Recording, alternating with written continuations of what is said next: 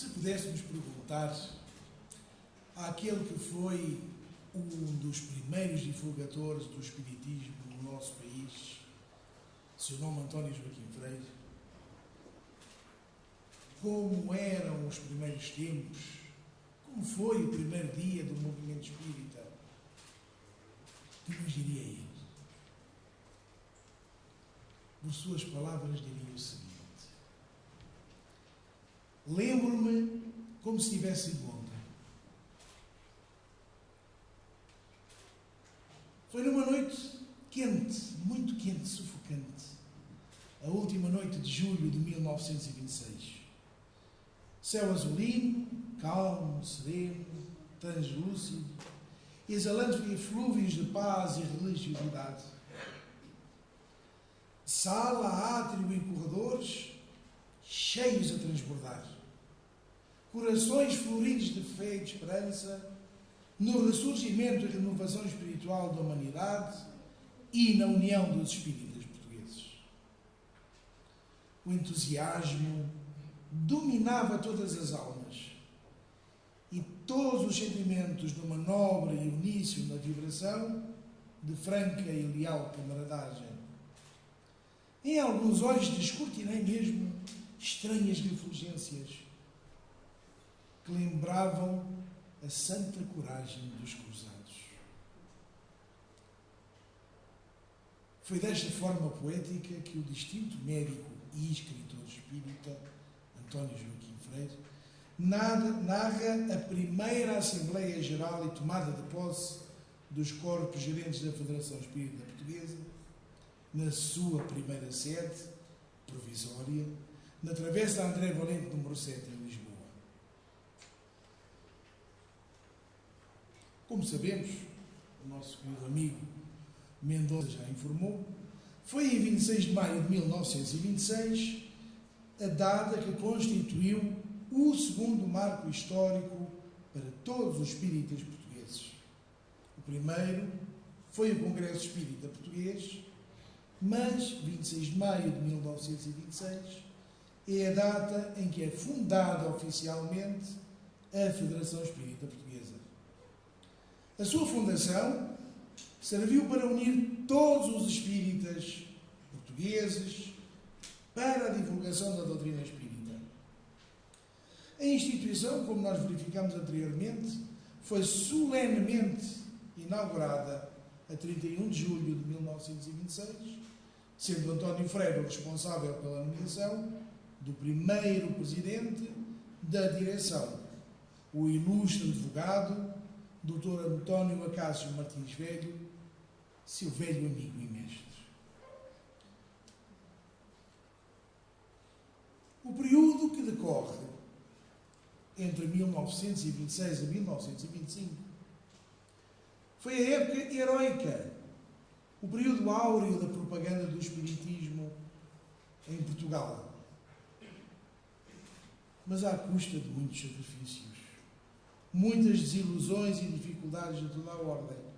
Foi um período glorioso e fecundo de conferências de norte a sul de Portugal, incluindo ilhas e antigas colónias portuguesas, obra de esforço de diversos oradores. Nessa altura, folhetos e mensagens eram publicadas e distribuídas gratuitamente, com edições de 5.000, 7.000, 10.000 unidades, chegando, por vezes, a serem efetuadas edições de 20.000 exemplares e que nos primeiros anos foram publicadas mais de 100.000 monografias e folhetos, todos de distribuição gratuita, redigidos pelos melhores escritores espíritas portugueses da época. Vários jornais e revistas da época publicam a notícia da festa realizada na Federação e entrevistam alguns dos seus mais destacados dirigentes. O Diário de Lisboa entrevista António Joaquim Freire, em 3 de agosto de 1926. O primeiro ato oficial da Federação Espírita Portuguesa ocorreu no dia seguinte à sua inauguração, no dia 1 de agosto de 1926, prestando a sua colaboração no primeiro Congresso Nacional Abolicionista, que, entre outros assuntos, defendeu vigorosamente a justa e necessária emancipação da mulher portuguesa. E recordamos que as senhoras daquele tempo nem sequer tinham direito a voto, entre outras coisas.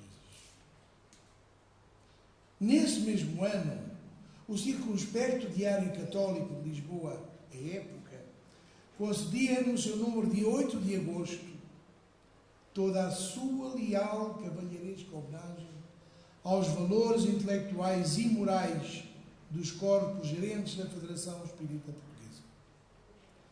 Em 31 de outubro de 1926, realizou-se o terceiro Congresso dos Espíritas Algarvios, que em reunião magna, no Cine Teatro de Faro, estiveram reunidos, imaginem, caros amigos, mais de 1.500 pessoas, entre convidados não espíritas e espíritas de Faro, Olhão, São Brás de Alportel, Estói, Santa Bárbara de Neves, Lagoa, Portimão e Lagos, estando também presente, como não podia deixar de ser, o delegado especial da Federação Espírita Portuguesa, o Dr. António Freire. Em 1927, a Federação Espírita Portuguesa já se encontrava afiliada na Federação Espírita Internacional, tendo participado no terceiro Congresso Espírita Internacional, realizado em Paris em 1926, e no Congresso Espírita Internacional, realizado em Londres em 1928. A par com a Federação, surge uma instituição espírita que acompanhará a Federação Espírita Portuguesa ao longo da sua existência. O Grupo Espírita Perdão e Caridade, fundado em 27 de agosto de 1929, em que, em 28 de outubro de 1931, oficializa a sua personalidade jurídica para Centro Espírita Perdão e Caridade, com o alvará entregue no Governo Civil em novembro de 1931. A Federação, nos seus primeiros meses de existência, editou 2 publicações periódicas, que seriam os seus órgãos oficiais: a Revista Espiritismo, órgão bimestral, que existiu entre 1927 e 1938, e o Mensageiro Espírita, também bimestral, alternando com a publicação anterior, cuja direção foi confiada à competente Amélia Cardia, que à Federação prestou relevantes serviços. Estas 2 publicações, particularmente a primeira, com um admirável corpo de redação, teve números com 2 edições. Tal foi o extraordinário êxito que obteve em Portugal e no estrangeiro, especialmente em Espanha e no Brasil, onde os assinantes se contavam por muitas centenas, tendo sido considerada internacionalmente como uma das melhores revistas espíritas mundiais. Diremos que não era a mais importante, porque existia a revista Reformador, também editada por um português.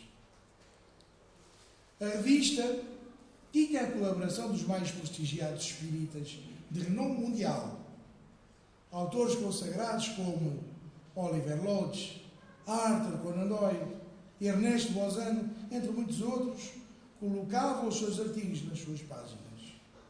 Nela, podia encontrar-se igualmente informações referentes ao movimento espírita de então, informações sobre as conferências realizadas nas suas instalações, a saraus, a momentos musicais, onde figuras conhecidas da rádio e do teatro participavam.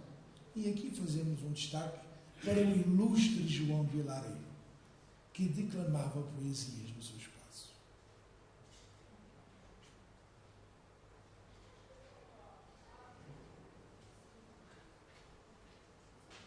Mas falamos aqui de uma senhora que eu gostaria de dar a conhecer, Amélia Cardia.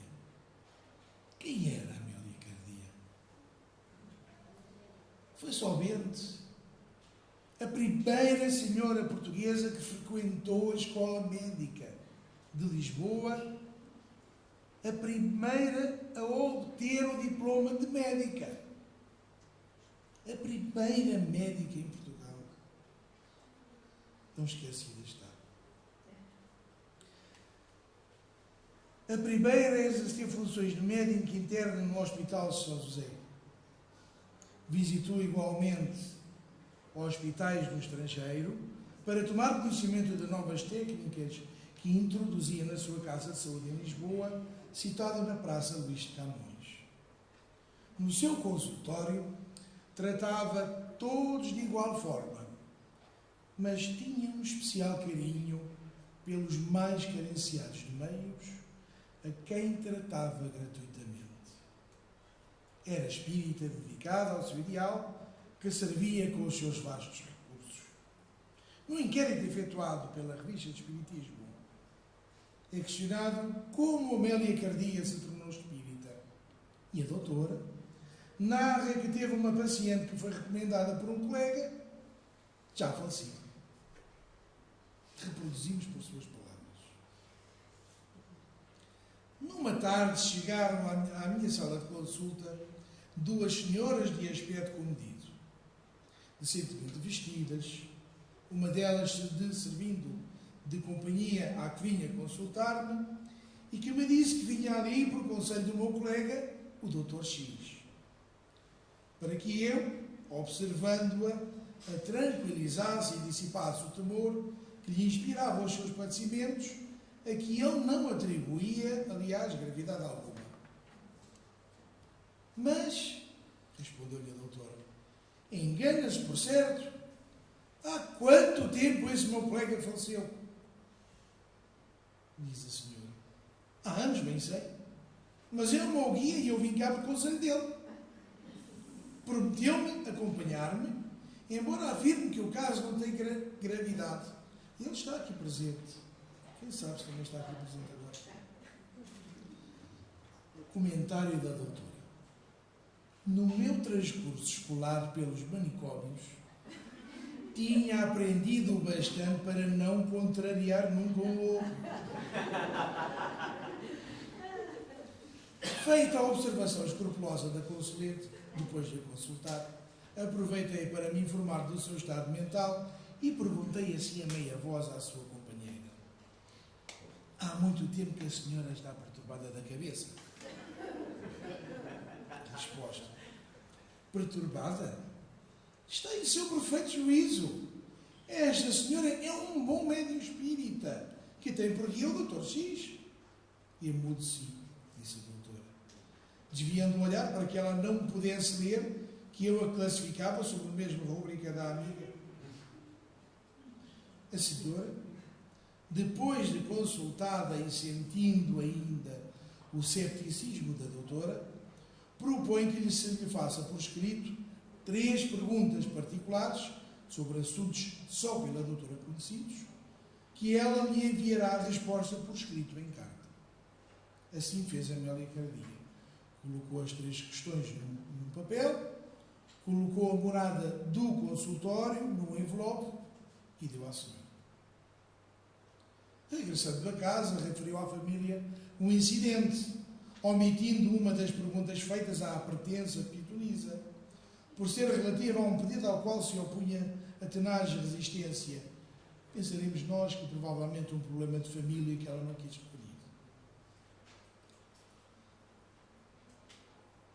Absorvida pelas preocupações do dia-a-dia, esqueceu o incidente. Até que, passadas 4 semanas, encontra na secretária do seu consultório o envelope com o documento onde escrevera as respectivas respostas. Perguntas. Obrigado. Estupefacção e pasmo são as palavras que a doutora descreve para traduzir a sensação que teve ao ler o que o papel continha. O documento continha a definição exata de caracteres com peculiaridades só de Amélia Cardia conhecidas, de tendências, de gostos, de estados de saúde, de preocupações, de predileções, de afirmações seguras que a contrariavam fortemente pela veracidade da doutrina. Como seria possível uma coisa destas? Apesar de ter lido a Bela Cardia, naquela época, apenas meia dúzia de vezes a palavra espiritismo, procurou conhecer mais. Era necessário ler espiritismo, conhecer o verdadeiro espiritismo. E assim fez. Escolheu criteriosamente, leu com atenção, formou um juízo desapaixonado que evocou na sua mente uma nova realidade espiritual e positiva. O espiritismo assim se tornou espírita. E como espírita realizou diversas conferências, colaborou em vários jornais e revistas, além de escritora primorosa que era. A crítica fazia das suas obras as mais elogiosas referências, plenas de profundos conceitos espíritas da época, confrontando-a com o que era publicado além de fronteiras. Deixou-nos diversa literatura, das quais damos destaque ao livro Na Atmosfera da Terra. Porquê este livro e não outro? Porque na revista de Espiritismo, no número de maio-junho de 1930, encontra-se uma carta aberta dirigida aos espíritas, leitores da revista.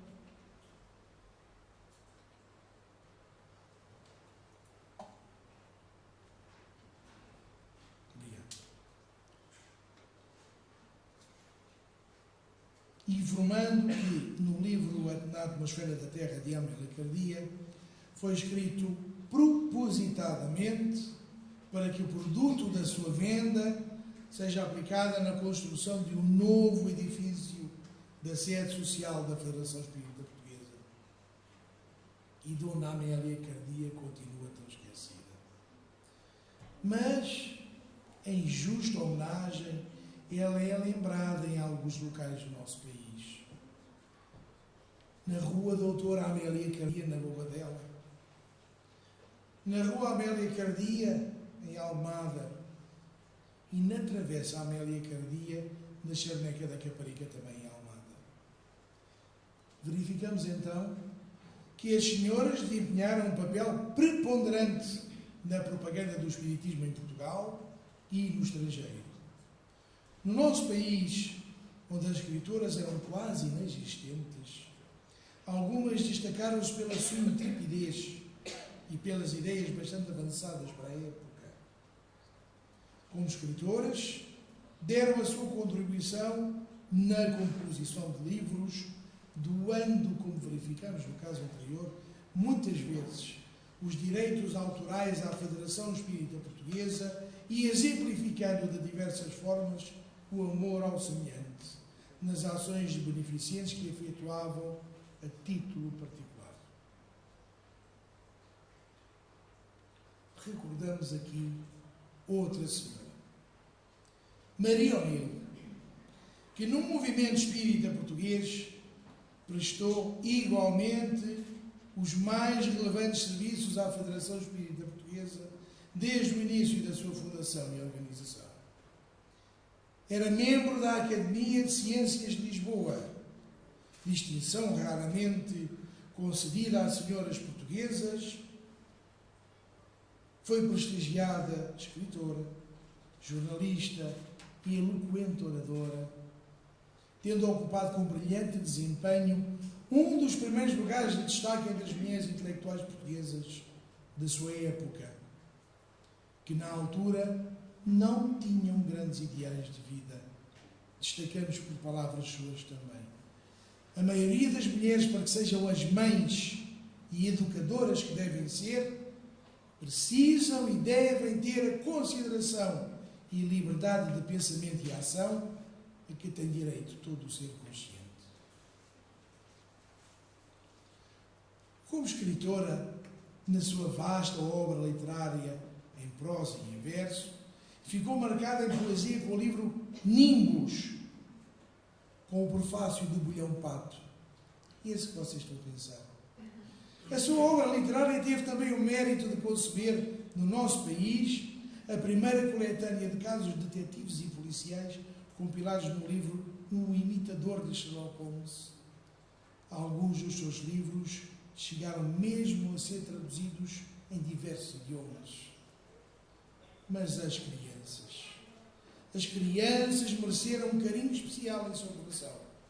Para elas, compôs 18 singelos volumes de contos infantis, educativos e cheios de beleza, mas no movimento espírita, o livro de eleição, que na época se tornou um cântico ao espiritismo, foi o romance O Amor Tudo Consegue.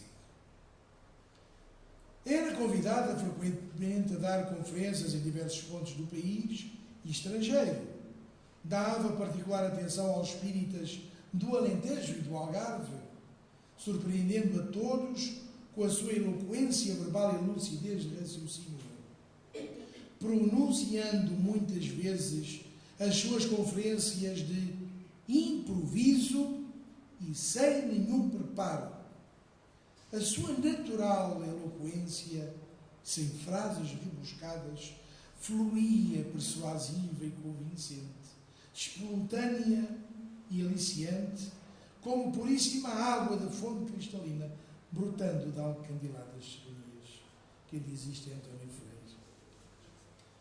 No deflagrar da Primeira Guerra Mundial, no desejo de ser útil ao seu semelhante, tirou o curso de enfermeira e ofereceu-se para ir para a frente de batalha, procurando assim exemplificar o seu ideal de fraternidade. Porém, era urgente o preenchimento de um lugar de enfermeira regente no sanatório da Guarda. E imediatamente, e sem remuneração, foi ocupar aquele lugar, onde deixou a maior saudade entre todos os que com ele a privaram.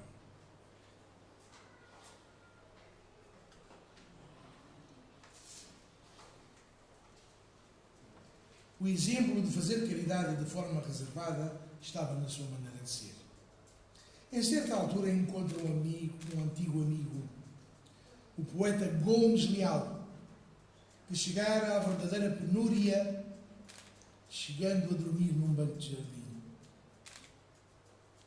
Com espírito de verdadeira abnegação, procurou socorrê-lo, conseguindo obter-lhe, após diversas diligências, que a provedoria da assistência, que deveria ser a assistência social da época, lhe concedesse uma pensão social de 100 escudos, que naquele tempo era muito dinheiro, conseguindo ainda hospedá-lo em casa de um amigo até falecer. Na sua singular forma de fazer caridade, todos os necessitados de auxílio que dela se aproximavam encontravam sempre algo para minorar as suas infelicidades, desde a palavra consoladora que estanca o pranto, ao auxílio que mitiga a fome ou cobre a nudez, como quem diz, uma palavra amiga ou a moeda necessária. Da última viagem que efetuou ao Brasil, chega à Bahia já doente. Impossibilitada de prosseguir viagem, embarca novamente com destino a Portugal. O seu estado de saúde piora. E 2 dias depois, desencarna em pleno Oceano Atlântico. O seu corpo foi lançado ao mar. Mas, às 22 horas do dia 23 de março de 1932, dia do seu desencarno, na habitual reunião mediúnica de quarta-feira do Centro Espírita Perdão e Caridade, a Senhora Maria de Jesus, médium de um grupo, descreve o seguinte: tem graça, ouço falar de Dona Maria O'Neill. Vejo uma senhora nova, vestida de branco, a andar de um lado para o outro, uma idosa a chorar e o ancião dizendo: Bem-vinda sejas, minha irmã. Ao que Dona Maria O'Neill respondeu: então, meus irmãos, é a lei. Quando recordamos Maria O'Neill, recordamos o Centro Espírita Perdão e Caridade, instituição onde colaborou ativamente para a sua fundação. Foi a primeira presidente da Assembleia Geral. Em 20 de janeiro de 1932, o Centro Espírita Perdão e Caridade inscreve-se na Federação Espírita Portuguesa, ficando como associado 1471, conforme podemos confirmar no documento que apresentamos. Em 1929, o número de associados coletivos e individuais da Federação Espírita Portuguesa contavam-se 750 no continente e 500 nas ilhas, colónias e Brasil e outros países estrangeiros. Nessa altura, a Federação Espírita faz um apelo a todos os espíritas, abrindo uma subscrição para a construção de um edifício para a sua sede, que foi muito bem acolhida, tendo atingido a quantia aproximada de 185 mil escudos. Porém, o terreno para a sede tinha sido adquirido num bairro muito sossegado, na Rua Almeida Brandão, número 12, na Lapa. Previa-se que brevemente se iniciaria a construção. Porém, esse projeto foi abandonado, optando-se pela construção de um edifício de raiz na Rua da Palma. Em 5 de junho de 1927, é inaugurada a Sociedade Portuense de Investigações Psíquicas, na cidade invicta, uma das agremiações espíritas que dedicou os seus serviços ao espiritismo e à Federação Espírita Portuguesa. António Joaquim Freire desloca-se de Lisboa ao Porto, visitando-a frequentemente, onde vai proferir palestras públicas de divulgação espírita. Foi numa dessas deslocações à Sociedade Portuense que Manuel Cavaco, responsável pela instituição, lhe apresenta uma personalidade que viria a ser o seu grande amigo, benemérito e desvelado protetor do espiritismo em Portugal, Firmino de Assunção Teixeira. A simpatia que se formou entre eles fez que Firmino Teixeira concedesse a doação necessária que impulsionou a Federação Espírita Portuguesa e a Sociedade Portuense de Investigações Psíquicas na aquisição de instalações próprias. Quem é Firmino Assunção Teixeira? Ao tornar-se espírita, Firmino Teixeira, um comerciante abastado, dedica-se ao mecenato da propaganda espírita, financiando generosamente a Federação Espírita Portuguesa, a Sociedade Portuense, bem como outros centros espíritas, socorrendo também vários institutos de beneficência e muitas famílias carenciadas. Os donativos avultados que anualmente distribuía iam muito além das possibilidades da sua fortuna. No admirável espírito de sacrifício, procurou levar uma vida modesta, quando os seus rendimentos lhe permitiam cercar-se de um luxuoso conforto. Era com o produto das suas economias, sacrificando por vezes as suas comodidades, que realizava os seus vastos planos de filantropia. Em gestos generosos, é o responsável pela construção da sede da Federação Espírita Portuguesa na sede da Rua da Palma e da Sociedade Portuense de Investigações Psíquicas. Desencarnou a 22 de julho de 1932, após muitas lutas de vida, com o apreço de todos que o conheciam, deixando um recado aos espíritas da época que transcrevemos para os espíritas de agora.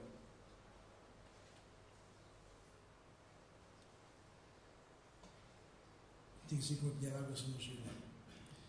Imponham o espiritismo pela inteligência, pois só assim poderão conquistar as elites do pensamento, que serão os seus melhores propagandistas.